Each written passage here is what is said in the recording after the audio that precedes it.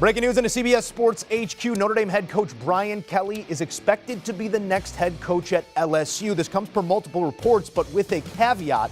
Kelly spent the last 12 seasons as the head coach of the Irish and leaves the program in a far better spot than where he found it, amassing a 106-39 record, including 2 trips to the college football playoff. But our Dennis Dodd is reporting that Notre Dame is not letting their coach go without a fight. For more on those reports, we welcome in big game Dennis Dodd for a big story here. Notre Dame possibly the next team to suffer a loss of a head coach, but they're not just letting their guy walk. What's the latest you're hearing, Dennis? Yeah, that, Brian Kelly looks like he's headed to LSU, but the last I heard, and I have not been able to confirm that he is indeed going to LSU, that there are still talks in South Bend between Brian Kelly and Notre Dame officials. So you have to understand where this stems from. These moves, as big as they've been, have kind of stemmed from, this Mel Tucker contract where, was Oklahoma going to match USC, where it looks like they're going to go 10 years, $100 million. I don't know. I don't know if they would have matched. Is Notre Dame going to match what we already know now is offers on the street from LSU for 8 or 10 years for upwards of $100 million? I suspect that Notre Dame would not in that situation. So that might be a reason he's leaving. He has accomplished a lot at Notre Dame, the winningest coach, as you mentioned, in school history, been to the playoff 2 of the last 3 years. And what really makes this strange, Joe, right now, may be within days of getting to the playoff for the 3rd time in 4 years. So the week that he would take the LSU job, his team could also go to the playoff and be playing for the national championship. That would be unprecedented in the history of college football. Dennis, I was just talking with the guys a little bit earlier. He is conceivably a national title away from a statue outside of the stadium. Winning his head coach in the history of it, that's really the only resume mark that's missing right now for Brian Kelly at Notre Dame. What does the timing of all this tell you? Because they're all going to pack into the Goog this weekend and watch these games and hope that the chips fall in their favor and that they do find themselves on the inside of that college football playoff. For a coach, and I'm sure it's not Brian Kelly allowing this information to leak, but for a coach having these conversations during this time for his program, what does that tell you about the ultimate resolution you expect? That it's crazy. Look, Notre Dame's season is done. If he takes this job and they are in the top 4, does Notre Dame allow him to coach? I mean, I'm just throwing that out there. I don't even know. I mean, I'm sure that there would be many candidates jump at that job in the interim or right away after he left. But again, that is speculation. There's so much up in the air. I'm going to check my phone right now and see if I have confirmation yet, and I do not. I do not right now. So you're live on the air. No, so it's a fluid situation, it Dennis, and we appreciate you working the sources right now for us, and we'll allow you to take a moment here as we take a look at the career profile of Brian Kelly. Those 12 seasons spanning at Notre Dame. It was dark days prior to Brian Kelly's arrival at the program, coming from Cincinnati. Turned this thing around, turned them into a recruiting powerhouse, turned them into a contender year after year. Now, it did not happen overnight. As you see, the coaching record there, winningest coach in school history. And when you think of some of the names attached to this program, that is not a statement without some bones to it, Dennis. As we look at Brian Kelly and his legacy as Notre Dame's head coach, what will these moments mean for the way he's remembered not only in South Bend, but around the coaching circles in college football? Well, I think you've got to consider him, not in the moment, but what he's done, like you said, all these years at Notre Dame, in a very real sense, the best coach that Notre Dame's had. There were some clunks there at the beginning, as late as 2017. I think they were 4-8. And then he decided to change. About 2012, when they got, run out of the stadium by Alabama in the BCS title game, he had to change his recruiting philosophy. They had to get more speed. They had to get bigger. They had to get more physical. And they did. They still haven't advanced in the playoff, but I think he's mentioned it enough. They're getting there. They're taking the next step.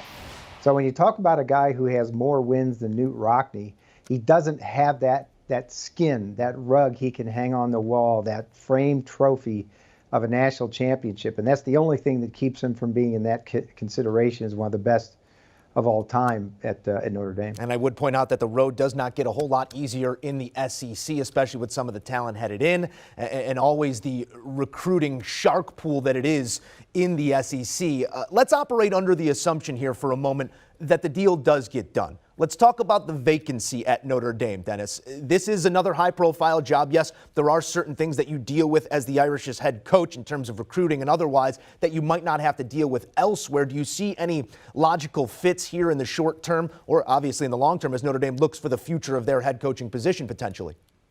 I think one name comes to mind right now for me, and that would be Matt Campbell at Iowa State. He has told insiders for a while at Iowa State he was very dedicated.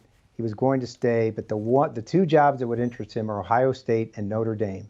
And given where Notre Dame is right now and where Matt Campbell is in his career, I think, I think I'll make the assumption maybe he's peaked at Iowa State. He's been there 6 years, and in 5 of the 6 years, as good as he's been, he's lost at least 5 games each of those times. The great job he's done at Iowa State, but with the resources, the money, facilities he'd have at Notre Dame, and considering the situation Notre Dame would be in, that they need somebody today. If we're to believe that the Lincoln Riley situation with USC only developed in the last 3 days, which a source just told me tonight it did, then Notre Dame has to move fast. And forget about recruiting. They've got maybe a championship to play for. And I think at the top of that list right now, it would have to be Matt Campbell.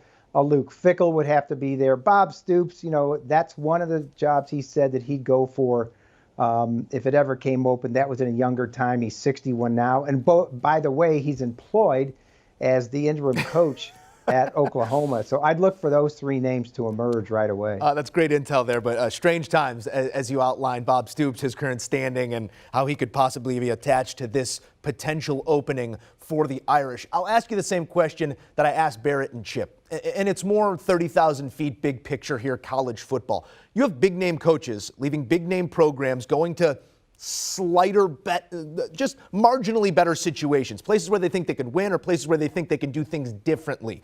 You have players entering the transfer portal at a rampant race. We have NIL. We have so much changing in the collegiate football ranks right now. Does it feel like things are maybe a bit out over our skis? Things are moving quickly and we might look back and some of these coaches might look back and say they made knee-jerk reactions?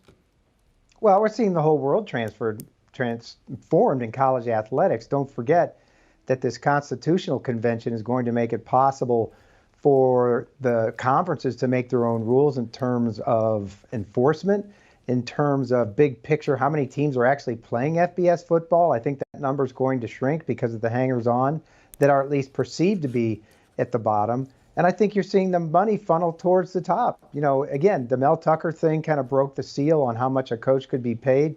Agents are sitting there going, well, if Mel Tucker's worth $95 million, what's Brian Kelly worth? What's Lincoln Riley worth?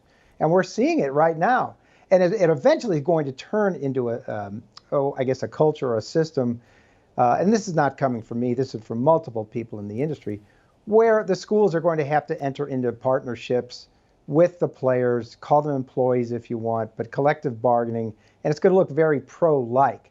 But what I learned this season, Joe, after all this NIL talk and the sky is falling and the fans will be turned off, that Michigan-Ohio State setting, that Michigan State-Michigan setting, I don't care if they pay them all $50,000. It's still going to have that setting of those players walk the same campus or in the same classroom as I was, and it's still going to have that appeal. It's not going to turn off the fans. It's just going to look a lot different off the field. Dennis, we appreciate you, as always, for giving us a peek behind the curtain and all this up-to-the-minute reporting you're doing for us. We'll continue to track this story with you. Do you want a sports network that delivers everything that matters about the game? The highlights, the picks, the instant analysis, no yelling, no fake debates, no politics. Hit the subscribe button and never miss a moment.